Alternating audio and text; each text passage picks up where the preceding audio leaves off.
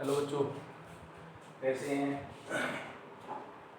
भगवान से दुआ है जो जहाँ है अपने घर परिवार सबके साथ अच्छे से होगा। अपना भी ध्यान रखना, अपने माँ बाप का भी ध्यान रखना, दादा दादी का भी ध्यान रखना, घर के सभी मेंबर्स का ध्यान रखना। मानवता यही सिखाती है कि जब जरूरत पड़े तो सबका भला करो। हम पढ़ रहे हैं एक मिशन जिसका नाम है शिक्षा सबके लिए, और उस मिशन के अंदर आज मैं केमिकल काइनेटिक्स का लेक्चर नंबर 11 आपके लिए तैयार कर रहा हूँ। दो चीजें पढ़ेंगे बच्चों इसके अंदर। एक पढ़ेंगे सूडो फास्ट ऑर्डर रिएक्शन। अभी थोड़ी देर पहले एक लड़की का मेरे पास फोन आया, सर ये सूडो फास्ट ऑर्डर क्या होते हैं, निखिल का। मैंने उसको कहा था भाई आज वीडियो भेजेंगे ना, उसमें करवाएंगे, करवा रहे हैं। और दूसरा आप पढ़ेंगे इनिशियल रेट मेथड। तो भाई मैं शुरू कर रहा हूँ, सूडो फास्ट ऑर्डर रिएक्शन शुरू कर रहा हूँ। सबसे पहले सूडो फास्ट ऑर्डर रिएक्शन यदि शुरू करें तो हम सूडो फास्ट ऑर्डर रिएक्शन शुरू करेंगे। सूडो वर्ड है एक, सूडो, जो ये वर्ड सूडो है इसका मतलब है झूठा, यानी कि ये रिएक्शन जो है ये झूठा फास्ट ऑर्डर है। वास्तव में ये फास्ट ऑर्डर का नहीं है, ये झूठा फास्ट ऑर्डर का रिएक्शन है। सूडो फास्ट ऑर्डर रिएक्शन जो है वो सूडो फास्ट ऑर्डर रिएक्शन वास्तव में फास्ट ऑर्डर का नहीं है, इसको बनाया गया है फास्ट ऑर्डर का, झूठा फास्ट ऑर्डर का है। एक्चुअली जो रिएक्शंस होते हैं वो रिएक्शंस बच्चों फास्ट ऑर्डर के नहीं होते। करते हैं, देखते हैं। मैं यदि एक एग्जांपल लिखता हूं, सबसे पहले मैं बताने के लिए पहले एक एग्जांपल लिखता हूं। यदि मैं एग्जांपल लिखूं तो एग्जांपल आपके पास सूडो फास्ट ऑर्डर का आता है, inversion of cane sugar. Cane sugar, cane sugar गन्ना मीठा होता होगा, और जो मिठास होती है वो किस वजह से होती है? Sucrose, C12H22O11। सुक्रोज जो है उसका इन्वर्जन। सुक्रोज का इन्वर्जन का मतलब क्या है? यदि हमारे पास सुक्रोज है C12H22O11 और हम उसका हाइड्रोलाइसिस करें एसिडिक मीडियम के अंदर, तो ये सुक्रोज थी, सुक्रोज थी। ये आपके पास ग्लूकोज बनता है C6H12O6 ग्लूकोज बनता है, प्लस फ्रुक्टोज बनता है C6H12O6 फ्रुक्टोज बनता है। बच्चे कहते हैं जी इन्वर्जन का क्या मतलब? इन्वर्जन का मतलब क्या है सर? इन्वर्जन से आप क्या समझते हो? तो जो इन्वर्जन का सीधा सा मतलब है कि जो ये था सुक्रोज था, इसका ये कॉन्फिगरेशन जो था, इसका कॉन्फिगरेशन था दो तरह से कॉन्फिगरेशन है, डेक्स्ट्रो लिवो। तो वो कॉन्फिगरेशन उसका उल्टा हो गया, बदल गया। यदि ये डेक्स्ट्रो था तो वो लिवो हो गया, इसका जो रिजल्टेंट सॉल्यूशन बना उसका कॉन्फिगरेशन लिवो रोटेटरी हो गया। इसलिए इस प्रोसेस क्या कहते हैं? Inversion of cane sugar. मैं एक एग्जांपल और लिख रहा हूं इसका, सूडो फास्ट ऑर्डर का एग्जांपल मैं और लिख रहा हूं, सेकंड एग्जांपल लिख रहा हूं। फर्स्ट था inversion of cane sugar, second example की बात करें तो acid catalysed, acid catalysed, catalysed hydrolysis, hydrolysis of ethyl acetate, ethyl acetate. जो इथाइल एसीटेट है यदि उसका मैं एसिड कैटालाइज्ड हाइड्रोलाइसिस करूं तो वो acid catalysed hydrolysis of ethyl acetate भी सूडो फास्ट ऑर्डर का एग्जांपल है। क्या मतलब है? इथाइल एसीटेट है CH3 C double bond O OH, CH3 C double bond O O, CH3 C double bond O O, C double bond O CH3, CH3 ethyl acetate है CH3 C double bond O O C2H1। ये आपके पास ethyl acetate है। यदि मैं इस ethyl acetate का inversion करना चाहता हूं, इसका एसिड कैटालाइज्ड हाइड्रोलाइसिस करना चाहता हूं, तो ये आपके पास वाटर से रिएक्शन किया, H2O की प्रेजेंस में, H पॉजिटिव की प्रेजेंस में एसिड कैटालाइज्ड है, तो ये आपको मिला CH3 C double bond O OH plus C2H5OH। ये बड़ा भी होगा, ये इसका एसिड बन गया, एसिड, और ये आपके पास अल्कोहल बनेगी, फिर अल्कोहल। ये आपके पास क्या था बच्चों? एस्टर, ये था एस्टर। यदि मैं एस्टर का एसिड कैटालाइज्ड हाइड्रोलाइसिस करता हूं तो वो भी आपके पास सूडो फास्ट ऑर्डर का ही एग्जांपल है। मैंने आपके सामने दो रिएक्शन लिखे हैं। एक रिएक्शन में मैंने लिखा है इन्वर्जन ऑफ केन शुगर, दूसरे रिएक्शन में मैंने लिखा है acid catalysed hydrolysis of ethyl acetate, ethyl acetate का एसिड कैटालाइज्ड हाइड्रोलाइसिस। ये दोनों एग्जांपल हैं सूडो फर्स्ट ऑर्डर रिएक्शन के। अब बच्चा कहता है सूडो फर्स्ट ऑर्डर है क्या? यदि आप इन दोनों रिएक्शंस को देखें, इस रिएक्शन को देखें, इस रिएक्शन को देखें, तो आप देखोगे यहाँ पर दो रिएक्टेंट है, एक ये है, एक ये है। यहाँ भी आप देखोगे ये भी है और ये भी। बच्चों ये दोनों रिएक्शंस को यदि आप एक्चुअली देखें तो ये दोनों के दोनों रिएक्शंस जो हैं, ये दोनों रिएक्शंस एक्चुअली में सेकंड ऑर्डर के रिएक्शंस है। ये दोनों रिएक्शंस जो हैं वो एक्चुअली में सेकंड ऑर्डर रिएक्शन है, सेकंड ऑर्डर रिएक्शन है। फिर बच्चा कहता है सूडो फर्स्ट ऑर्डर क्यों हुए? जब ये दोनों एक्चुअली में सेकंड ऑर्डर रिएक्शन है तो ये सूडो फर्स्ट ऑर्डर क्यों बने भाई? ये बात पूछी जाती है कि दोनों के दोनों सूडो फर्स्ट ऑर्डर कैसे बनेंगे? जब आप ये सेकंड रिएक्शन की बात कर रहे हो तो इसके अंदर ध्यान से देखो एक कंडीशन बनती है, और वो कंडीशन क्या है मैं उस चीज को यहां समझा रहा हूं। ये आपके पास एक समुद्र है, ये समुद्र है, एक चिड़िया आई, ये एक चिड़िया थी, ये चिड़िया आई और ये चिड़िया इस समुद्र में से पानी की एक चोंच भर ले गई। चिड़िया आई, पानी की एक चोंच भर ले गई समुद्र में से। जब ये चिड़िया पानी की चोंच को भर ले गई तो मेरे हिसाब से समुद्र का पानी घट जाएगा। बोलो, घट जाएगा। कितना कितना घटा? कितना घटा? बोलो, नेग्लिजिबल, नेग्लिजिबल घटा। यानी कि ऐसा पता भी नहीं चला कि चिड़िया कितना समुद्र में से पानी भर लेगी। सूडो फर्स्ट ऑर्डर रिएक्शन की एक जनरल कैरेक्टरिस्टिक है। यहाँ पर दो रिएक्टेंट थे, इस वाले केस में दो रिएक्टेंट बने, एक चिड़िया बनी, चिड़िया की चोंच बनी, और दूसरा क्या बना? समुद्र बना। अब यदि आप दोनों को कंपेयर करेंगे तो आप देखेंगे समुद्र का जो पानी था वो बहुत लार्ज क्वांटिटी में था एज कंपेयर टू उस पानी के जो चिड़िया की चोंच में आ सकता था। सूडो फर्स्ट ऑर्डर रिएक्शन के अंदर हमेशा हमेशा ऐसी कंडीशन बनेगी। सूडो फर्स्ट ऑर्डर के अंदर हमेशा ऐसी कंडीशन बनेगी कि उस केस के अंदर एक जो रिएक्टेंट होगा वो रिएक्टेंट समुद्र होगा और दूसरा जो रिएक्टेंट होगा वो रिएक्टेंट चिड़िया की चोंच होगा। यानी कि एक रिएक्टेंट का जो हिस्सा दूसरे रिएक्टेंट के साथ रिएक्ट करेगा, उसकी रिएक्ट होने की वजह से दूसरे रिएक्टेंट की कंसंट्रेशन के अंदर कोई भी फर्क नहीं आएगा। और ये समुद्री है वाटर, एक रिएक्टेंट जनरली वाटर हो जाता है, कंफर्म तो नहीं होता हमेशा, लेकिन एक रिएक्टेंट सूडो फर्स्ट ऑर्डर के अंदर जनरली क्या हो जाता है? वाटर हो जाता है। यानी कि हम यहाँ से इस नतीजे पर पहुंचे हैं कि सूडो फर्स्ट ऑर्डर रिएक्शंस के अंदर एक रिएक्टेंट की जो क्वांटिटी होती है, जो अमाउंट होती है, वो बहुत ज्यादा लार्ज होती है, इतनी ज्यादा लार्ज होती है कि उस रिएक्टेंट के साथ जो दूसरा रिएक्टेंट रिएक्ट करता है उसके रिएक्ट होने के बाद उसकी कंसंट्रेशन का चेंज नहीं आता, नेग्लिजिबल चेंज आता है, उसको हम नेग्लेक्ट कर सकते हैं, इतना चेंज आता है। तो मैं यहां से लिख पा रहा हूं pseudo first order reactions, these reactions are actually not of first order. These reactions are actually not of first order. ये reactions first order के नहीं है, वास्तव में reaction first order के नहीं है, but due to large quantity of one of the reactant in comparison to other they behave as, but due to large quantity of one of the reactant in comparison to other they behave as first order reaction. These reactions are actually not of first order, but due to large quantity of one of the reactant in comparison to the other they behave as first order reaction. अब यदि हम first order reaction को देखें कि sir sucrose का जो हिस्सा water का रिएक्ट करेगा उसकी वजह से वाटर की जो कंसंट्रेशन होगी उसमें नेग्लिजिबल चेंज आएगा। इट मींस इस रिएक्शन का जो रेट होगा R that is equal to K into molar concentration of C12H22 O11 के ऊपर ही डिपेंड करेगा, वो इसके वाटर की कंसंट्रेशन के ऊपर डिपेंड नहीं।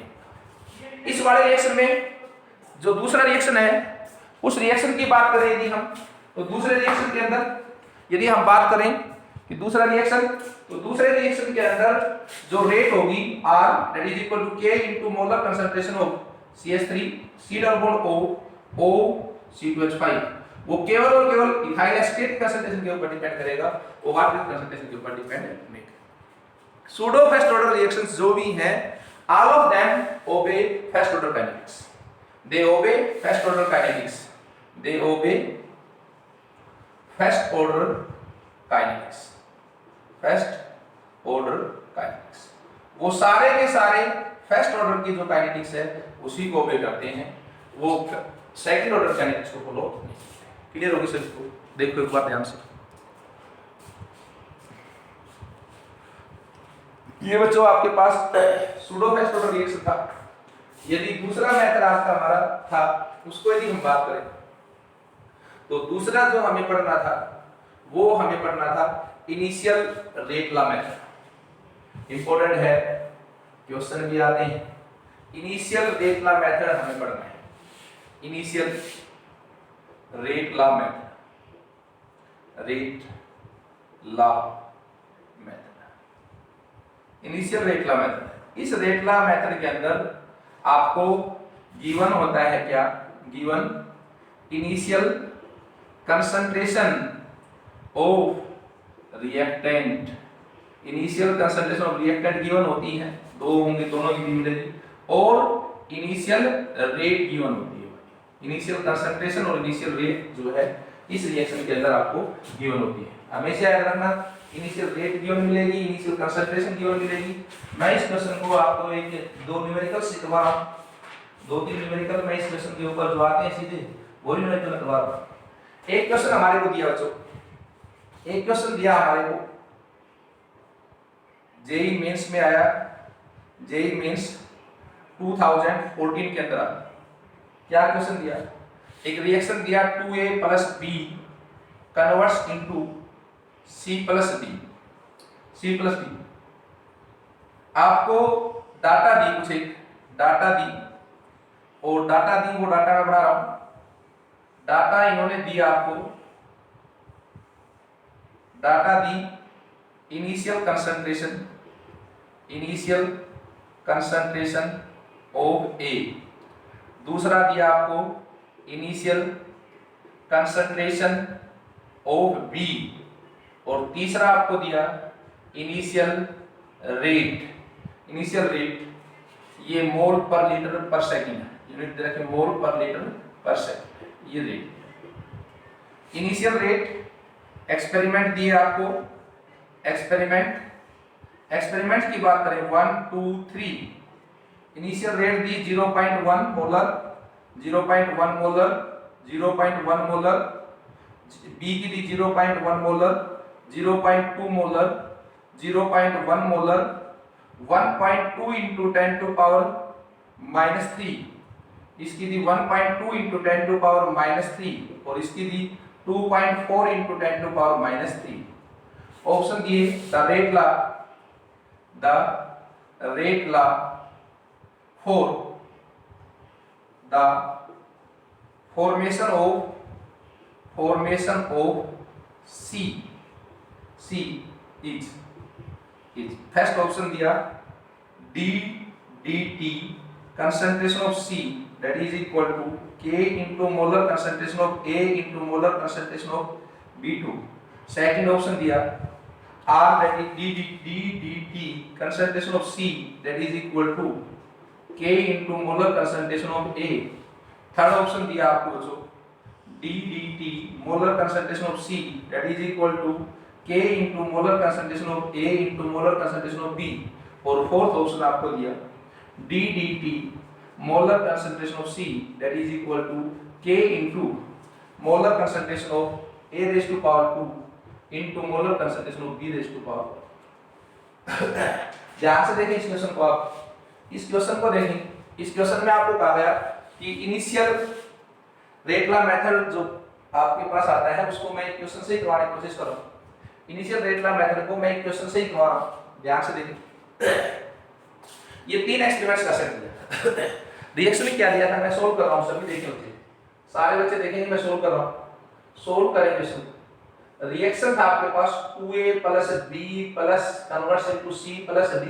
ये यदि मैं इस रिएक्शन के लिए रेट लिखूं तो मैं रेट लिख सकता हूं R that is equal to 1/2 DDT molar concentration of A that is equal to DDT molar concentration of B that is equal to DDT molar concentration of C that is equal to DDT molar concentration of D। बोलो यार, अब चले sir भूल गए, ये negative और ये positive और ये पॉजिटिव, ठीक है। अब मुझे निकालना क्या है, नेगेटिव इसलिए कि भाई रेट जो है रिएक्टेंट की टर्म के साथ नेगेटिव, कि जैसे जैसे रिएक्शन बढ़ता है कंसंट्रेशन जो है वो रिएक्टेंट की घट जाती है, प्रोडक्ट की क्या हो जाती है, बढ़ जाती है। अब हमें निकालना किस टर्म्स में है, DDT molar concentration of C की टर्म में निकालना है। मैं यहां से एक बात कह पाता हूं कि R जो है वो बराबर है DDT molar concentration of C के, है या नहीं बोलो। यदि R DDT molar concentration of C के बराबर है तो बच्चों यदि मैं रेट निकाल दूं तो ये इसी टर्म में आ जाएगा। अब मुझे क्या करना है, ऐसे क्वेश्चंस में मुझे सबसे पहले अज्यूम करना है, late the rate law R बराबर K into molar concentration of A के रेस्पेक्ट में मैंने ऑर्डर मान लिया अल्फा और B के रेस्पेक्ट में मैंने ऑर्डर मान लिया बीटा। लेट कर लिया मैंने R is equal to K into molar concentration of A raise to power alpha into B raise to power beta. मैंने A के रेस्पेक्ट में ऑर्डर को क्या मान लिया, अल्फा मान लिया, और B के रेस्पेक्ट में ऑर्डर क्या मान लिया, बीटा। अब यदि मैंने ये मान लिया है तो बच्चों अब मेरे पास तीन एक्सपेरिमेंट है, फर्स्ट सेकंड और थर्ड। तीन एक्सपेरिमेंट्स में रेट लॉ में सबसे पहला तरीका, तीन भी मिलेंगे कि और चार भी मिल जाएंगे। आपके पास सबसे पहला तरीका होता है कि कोई दो ऐसे एक्सपेरिमेंट देखो जिसमें या तो A सेम हो या फिर B सेम। मैंने देखा फर्स्ट एक्सपेरिमेंट में A की वैल्यू थी 0.1, सेकंड एक्सपेरिमेंट में A की वैल्यू थी 0.1। मैं दोनों एक्सपेरिमेंट ले लूं, A सेम हो गया तो मैं लिखता हूं बच्चों फ्रॉम एक्सपेरिमेंट 1 से मैं रेट की लिख सकता हूं 1.2 into 10 to power minus 3 that is equal to K into concentration of A 0.1 raised to power alpha into B 0.1 raised to power beta। ये equation number 1। From experiment second experiment से rate की जगह मैं लिख सकता हूं 1.2 into 10 to power minus 3 that is equal to K into concentration of A 0.1 raised to power alpha into concentration of B 0.2 raised to power beta। ये equation number second. मैं एक काम करता हूं, मैं फर्स्ट इक्वेशन को सेकंड से divide करता हूं। यदि मैं फर्स्ट इक्वेशन को सेकंड से डिवाइड करूं, a से k कैंसिल, ये कैंसिल सारा, ये भी सारा कैंसिल, ये कितना आ गया 1 और ये कितना आ गया 1/2 रेज़ टू पावर बीटा। यदि मैं इसको उल्टा करूं बच्चों तो मैं इसको उल्टा करके लिख सकता हूं 1 दैट इज इक्वल टू 1/1 है ना ये, तो मैं इसको उल्टा करके लिख सकता हूं 2 raise to power beta that is equal to 1। ये खेल है 2 raise to power beta that is equal to 1। Beta पूछे तो भाई कोई कहता है बीटा सर बीटा तो सर 1/2 आना चाहिए, गलत। 2 raise to power beta that is equal to 1 means 2 raise to power beta that is equal to 1 यदि है तो मैं इसको 2 रेज़ टू पावर 0 लिख सकता हूं, किसी की पावर 0 1 के बराबर हो सकती है। तो बीटा बराबर क्या आ गया आपके पास, बीटा बराबर 0 आ गया। बोलो order of reaction with respect to B आपके पास 0 आ गया। यदि आप ऑप्शनल बेस पे बात करते हो तो ऑप्शनल बेस के ऊपर ये गलत हो चुका आपका, ये गलत हो चुका, ये भी गलत हो चुका, एक ही ऑप्शन बचा। चलो आगे चलते हैं, हम अल्फा और निकालना चाहते हैं। अब हमने बीटा निकाल दिया क्योंकि हमने दो ऐसे एक्सपेरिमेंट लिए थे जिसमें A सेम था। अब हम यदि आगे चलेंगे तो हम कोई ऐसे दो एक्सपेरिमेंट अगले दो एक्सपेरिमेंट लें जिसमें B सेम हो। तो B यदि सेम देखना है तो फर्स्ट एक्सपेरिमेंट और थर्ड एक्सपेरिमेंट। बोलो यार B कौन से सेम है फर्स्ट में और थर्ड में, तो फ्रॉम एक्सपेरिमेंट थर्ड से मैं लिख सकता हूं भाई फ्रॉम एक्सपेरिमेंट थर्ड। रेट की जगह मैं क्या लिखूं 2.4 into 10 raised to power minus 3 that is equal to K into molar concentration of A की जगह 0.1 raised to power alpha into B की जगह 0.1 raised to power beta। ये इक्वेशन नंबर थर्ड हो। इस इक्वेशन थर्ड को आप फर्स्ट से डिवाइड कर दो, इक्वेशन नंबर 1 से डिवाइड कर दो। फर्स्ट इक्वेशन से डिवाइड करूं तो फर्स्ट इक्वेशन क्या थी 1.2 into 10 to power minus 3 that is equal to K into 0.1 raised to power alpha into 0.1 raised to power beta। बोलो बीटा तो खत्म ही हो गया, कहानी खत्म हो गई, बीटा 0 आ गया। यहां से मैं क्या कह सकता हूं K से K कैंसिल हो गया, ये आपके पास क्या है, 0.1 से पॉइंट से पॉइंट कैंसिल, ये साइड क्या आ गई 1 रेज़ टू पावर अल्फा, बोलो ये आपके पास 0.1। थर्ड एक्सपेरिमेंट से क्या था आपके पास 2.4 into 10 to power minus 3 that is equal to k into 0.1 raised to power alpha into 0.2 0.1 raised to power beta, beta खत्म।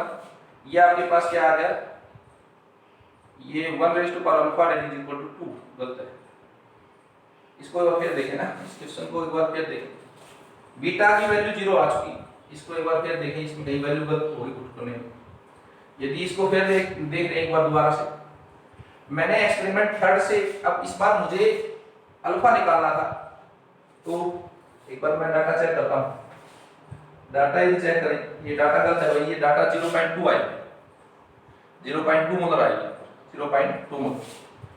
अब यदि 0.2 मोलर आ गई तो मैं लिखता हूँ from experiment third, experiment third से यदि बात करें तो रेट की जगह क्या आ गया 2.4 into 10 to power minus 3 that is equal to k into 0.2 raised to power alpha into 0.1 raised to power beta। ये इक्वेशन नंबर थर्ड है। यदि मैं इस इक्वेशन को फर्स्ट इक्वेशन से डिवाइड करूं तो इक्वेशन फर्स्ट हमारे पास क्या है, फर्स्ट क्या है 1.2 into 10 to power minus 3 that is equal to k into 0.1 raised to power alpha into 0.1 raised to power beta। Beta तो खत्म हो गया क्योंकि बीटा की वैल्यू 0 आ चुकी, k से k कैंसिल, ये कैंसिल 2 और ये 2 raise to power alpha, alpha ये कुछ भी नहीं है, इसका अल्फा इज इक्वल टू 1। यानी ऑर्डर ऑफ रिएक्शन आ गया आपके पास, अल्फा की वैल्यू कितनी आ गई 1 आ गई और बीटा की वैल्यू कितनी आ गई 0 आ गई।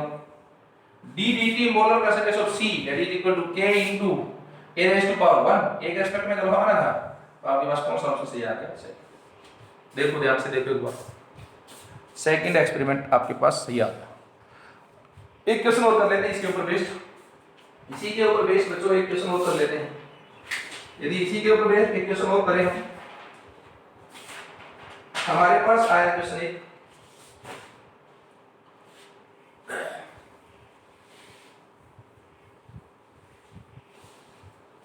इसी के ऊपर बेस्ड क्वेश्चन और करना चाह रहे हैं, क्वेश्चन करते हैं इसी के ऊपर बेस्ड। आपके पास रिएक्शन दिया, क्वेश्चन नंबर सेकंड, रिएक्शन दिया गया a plus b converts into c, data दी गई है, मैं डाटा लिख रहा हूं, ऑब्जर्व जो डाटा थी वो डाटा दी गई, serial number a nought, initial concentration of a nought, b nought और initial rate, initial rate 1 2 3 4, a nought 0.012, इस बार ध्यान से लिखेंगे भाई 0.024, 0.024, 0.012, 0.035, 0.070, 0.035, 0.070, इनिशियल रेट 0.1, 0.80, 0.10, 0.80। रेट ला पूछी हमसे, रेट ला पूछी है और ऑप्शन दिए हैं, फर्स्ट ऑप्शन दिया है R that is equal to K into molar concentration of B raised to power 3, second experiment second दिया है R that is equal to K into molar concentration of B raised to power 4, third दिया है R that is equal to K into A raised to power 1 into B raised to power 3 और fourth दिया है R that is equal to K into molar concentration of A raised to power 2 into B raised to power 2। ये बच्चों ये एक ऐसा case आ गया जिसके अंदर आपके पास 4 एक्सपेरिमेंट दे दिए गए हैं, 4 ऑब्जर्व डाटा दे दी गई, इनिशियल रेट दे दिया गया है, इनिशियल कंसंट्रेशन दे दी। आसान है, आप इसको आसान क्वेश्चन है, इसको वही काम करें, लेट कर ले, let the rate law R that is equal to A into molar concentration of A raised to power alpha into B raised to power beta। ये आपने लेट कर ली। अब यदि लेट कर ली तो फर्स्ट बेस यही है कि कोई दो ऐसे एक्सपेरिमेंट चूज करो चारों में से जिसमें या तो ए सेम हो या फिर बी सेम हो। देखते हैं ए की बात करेंगे तो ए का पहला एक्सपेरिमेंट 0.012 और फोर्थ एक्सपेरिमेंट है 0.012।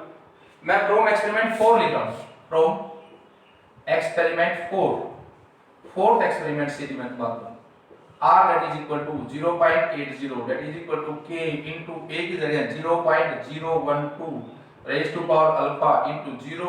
b इसकी जगह b की जगह 0.070 raised to power बीटा। और कौन सा एक्सपेरिमेंट था? फर्स्ट से मैं रेट लिखूं यदि तो क्या हो गया, ये क्वेश्चन नंबर 4 आ गई भाई।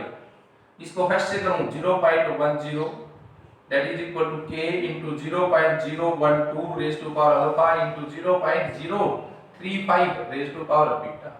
ये इक्वेशन और फर्स्ट आ गया। दोनों को डिवाइड कर दे भाई, k से k कैंसिल, ये सारा कैंसिल, ये क्या आ गया 8 that is equal to ये सारा सोल्व करोगे कितना है 2 की power beta 2 raised to power beta that is equal to 8 2 raised to power beta that is equal to 8।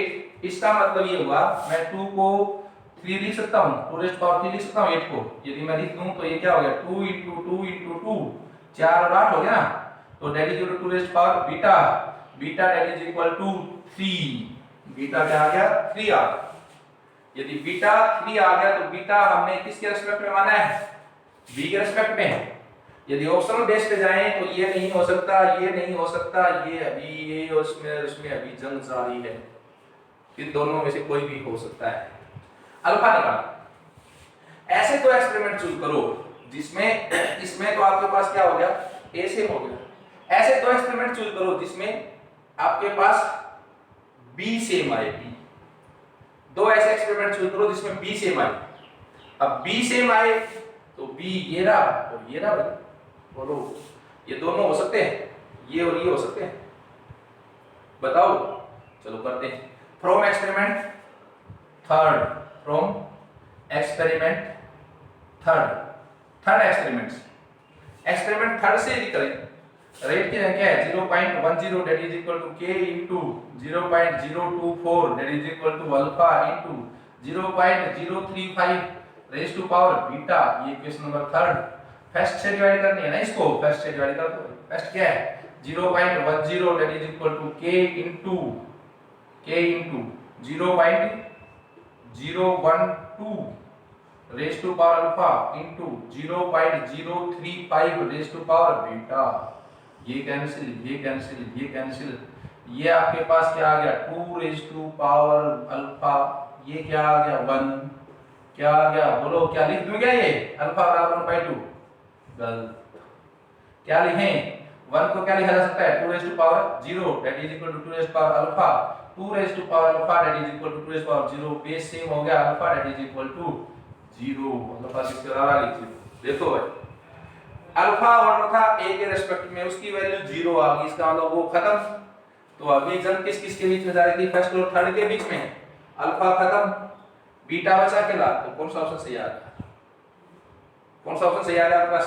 First option. Initial डेटला मेथड के बहुत से क्वेश्चंस बुक में दे रखे हैं, 2-4 मैं भी भेज दूंगा यहां से, अब पढ़ें। और मैं एक बात और भी आप लोगों को बताना चाहता हूं कि पहले बेसिक चीजें पढ़ेंगे, जब तक बेसिक चीजें पढ़ते रहेंगे तब बेस समझ में आएगा, तो और हार्ड चीजें समझ में आते रहेंगे। धीरे धीरे यहाँ से जो लेक्चर्स करवाए जा रहे हैं उन लेक्चर्स को करते रहें। अभी 4 मई को पेपर है, उससे पहले मैं आपको हर टेस्ट का सारा काइनेटिक्स का एक भी क्वेश्चन ऐसा नहीं छोड़ूंगा मैं जो आपको नहीं आता होगा। हाइड्रोकार्बन को आप लोग रिवाइज करते रहे। बेस जिसका स्ट्रॉन्ग होता है, जो नीम जिसकी गति स्ट्रॉन्ग होती है, वो घर कितने भी मंजिलों का बना लो चाहिए वो बहुत स्टेबल रहता है। और जिसकी बेस कमजोर हो जाता है, उतावला पन्ना दिखाएं। बहुत से बच्चे बड़े उतावले, सर ये नहीं है। आप आगे का क्वेश्चन पूछ कर करना क्या चाहते हैं? मैं कभी उनके पास भेजा भी नहीं, आता उनका आंसर भी नहीं भेजा। वो मेरे पास बहुत आगे चीजें भेजते हैं, सर ये क्वेश्चन बता। जल्दी नहीं है, तुझे जल्दी होगी मरने की, मेरे को अभी जिंदा रहना है, बहुत साल तक इस देश की, इस प्रदेश की सेवा करनी है। तो धीरे धीरे पढ़ें, जो पढ़ाया जाए, जो टॉपिक कवर हो जाए उस टॉपिक के बाल की खाल निकालें। फिर पढ़ने में मजा आता है, पढ़ाने में मजा आता है। आप एक स्टेप एडवांस जाकर वहां से कोई क्वेश्चन उठा लिया, उस क्वेश्चन को आप पूछना चाह रहे हैं, वो क्वेश्चन किस काम का है? वो क्वेश्चन मैं यदि सॉल्यूशन भेज भी दूंगा तो वो एक रट्टा ही है, उससे फालतू कुछ नहीं। जब आप लेक्चर्स को देखें उसके बाद उस टॉपिक को पढ़ें, मजा आएगा, दम लगा दें। बार बार मैं एक बात कह रहा हूँ, जो जिंदा है उसको जिंदा होने का एहसास समाज को, लोगों को दिलाना बहुत जरूरी है। मीन्स यदि आप में दम है तो वो दम दिखाना बहुत जरूरी है। और सपना वो है जो आपको कभी सोने नहीं दे। जो सपना आपने आज देखा, यार सर अच्छी बात कर रहे हैं, मुझे कुछ करना चाहिए, और वो सपना रात को 10 बजे जाते जाते ढेर हो गया, सोते हैं सर की बात को कल देखेंगे, कोई फायदा नहीं है। सब कुछ जिंदगी में लौटाया जा सकता है, सब कुछ वापस लाया जा सकता है, लेकिन ये समय ही ऐसी चीज है जो एक बार निकल गया, बालू रेत की तरह से मिट्टी से फिसलता है, एक बार यदि निकल गया तो दोबारा वापस नहीं आएगा। और पराक्रमी इंसान वो होता है जो अपने पराक्रम का लोहा हर जगह मनवाए। आप लोग सभी पराक्रमी हैं, आप लोग स्ट्रॉन्ग पर्सन है सारे के सारे, आप लोगों की इच्छा शक्ति दृढ़ है, उसका नतीजा आप लोगों को मिल रहा है। आप धीरे धीरे करके आप अपने एक इमेज बनाते जा रहे हो कि यस हम कर सकते हैं। और जिसने सोच लिया कि मैं कर सकता हूँ वो कर देता है, आज नहीं तो कल वो जरूर कर देता है उस चीज को। तो स्ट्रॉन्ग बने रहो, मजबूत बने रहो, लगातार पढ़ते रहो, सिस्टम से पढ़ते रहो। मैं बार बार एक बात कहता हूँ, सिस्टम से पढ़ते रहो। मैं बहुत ज्यादा तो नहीं, कम से कम भी 20, 25, 30 ऐसे बच्चों जानता हूँ जिनका IQ बहुत सुपर फास्ट था, पीछे आपसे पीछे के बच्चों, कई 2010 में, 11 में, 12 में, 13 में बहुत सुपर फास्ट था, लेकिन अलग रास्ता फाड़ने के लग गए कि अलग नया रास्ता बनाएंगे, तो कुछ नहीं कर पाए, वहीं की वही रुक गए, सब बर्बाद हो गए। जो हम लोग यहाँ से बता रहे हैं वो सबसे बेस्ट वे है पढ़ाई करने का, उसको पढ़ते रहें। एक लेक्चर और डालेंगे आज पैरेलल रिएक्शंस का, उसको भी पढ़ाएंगे आपको। तब तक आप लोग ये तैयार कर लें, अगले लेक्चर में जल्दी ही मिलेंगे, तब तक के लिए बाय।